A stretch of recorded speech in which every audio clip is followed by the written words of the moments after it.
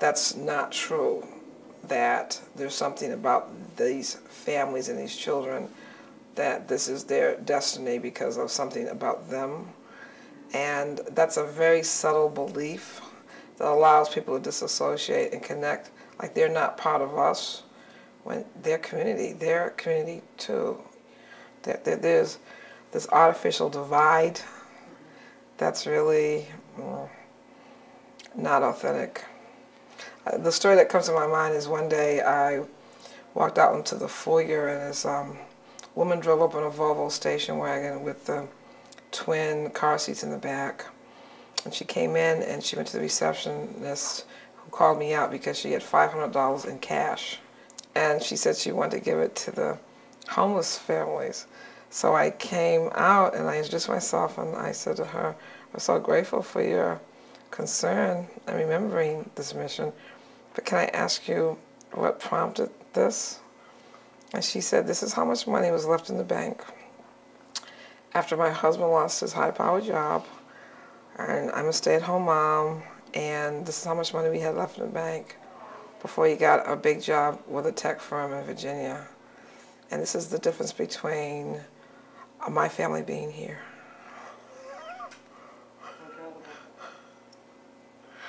And this is the difference. This is the only difference. And if he had not gotten the job when he had, we would have needed to be here too. And she drove off. It was a very powerful moment because I think that's the best practice.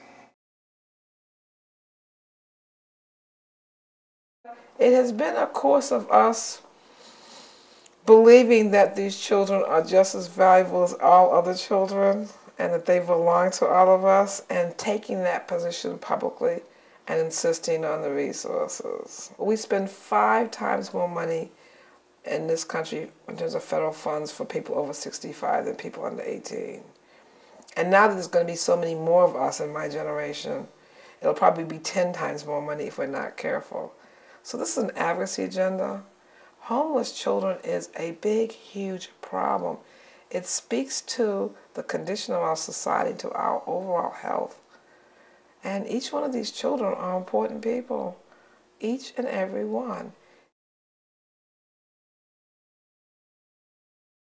I remember meeting this woman, and she was about 35 years of age, African-American woman. And she had a 10-year-old, 11-year-old son and a little baby on an apnea monitor who had had heart surgery. And she was, a little baby. And I'm saying, she lives in the shelter with a baby on a monitor who's had cardiac surgery with this 10, 11-year-old male child who looks really angry about being here. And I remember meeting her and asking her about how she got here. And I heard the stories of childhood abuse, and then I heard the marriage.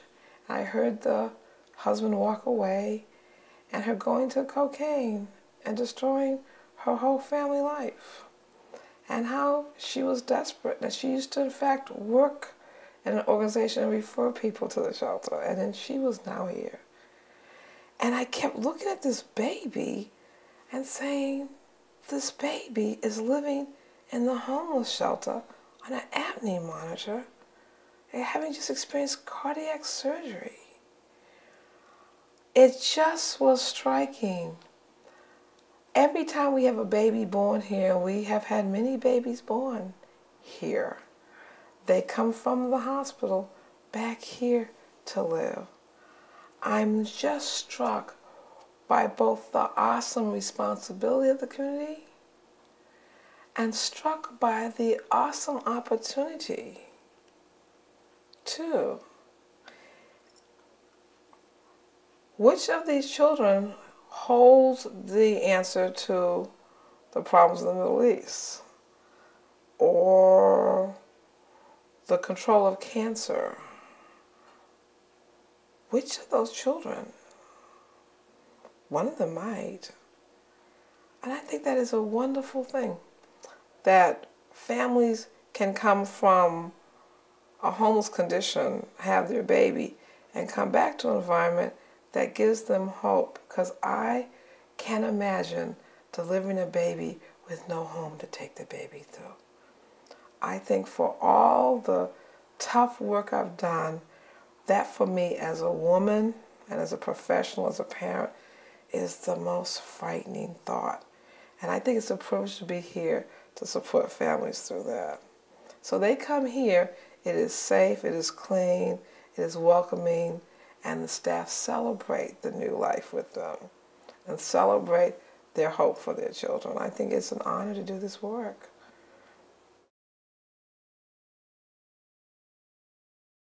Born in 1949, a 9-pound baby to 2 firstborns of farm families, poor, poverty, to a very young mother. My parents migrated to Boston when I was preschool, and I was adored because I was the firstborn and I was big and fat, as my younger brother says, born as big as I am now. And most poor black babies in rural South Carolina, half of them died from low birth weight and poverty. So I was seen as a miracle, and I was adored. But then my role was to take care of all of the children that came behind me. So growing up in Roxbury, by the time I was 9, I was taking care of 6, 7, 8, 9 children on weekends myself. And I was taking care of the woman whose husband left her 3 daughters, 7 o'clock in the morning until 7 o'clock at night as my first summer job. And I don't believe I was 10 yet. So I became the child keeper. And some would call that, the sophisticated clinicians now would call that parentification. But it was powerful. I was valuable. I was actually better at raising children when I was a child than many adults. But I became an observer of how adults did not see children when I was a child. In school, I was a problem child in terms of always fighting with teachers who I thought were often emotionally abusive to kids. So I remember standing in class saying, my mother said that people who say shut up are really the stupid people. And I would end up in the corner. I had a teacher, Mr. Cronin, a South Boston crew-cut, loafer-wearing, 6'4" teacher in 6th grade, defined me as not bad but bright, and I went to a Latin school. And there I discovered differences, and I discovered a whole world of people that had no clue about my life.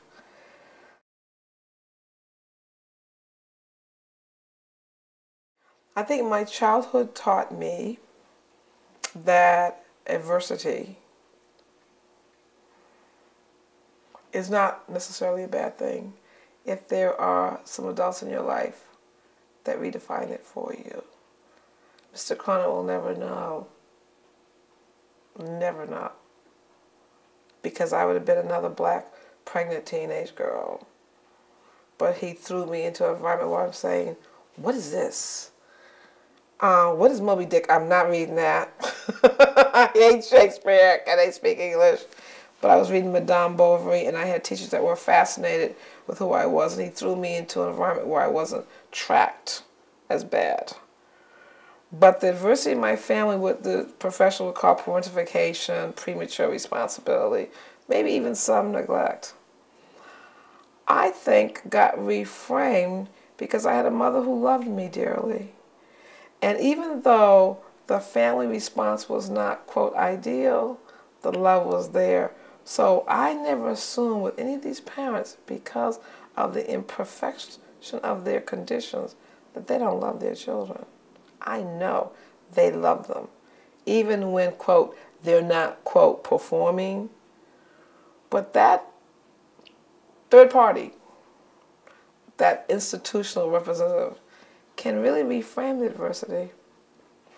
I developed character from my adversity because of those interventions, rather than a life of continued pain and distress and passing on poverty and dysfunction.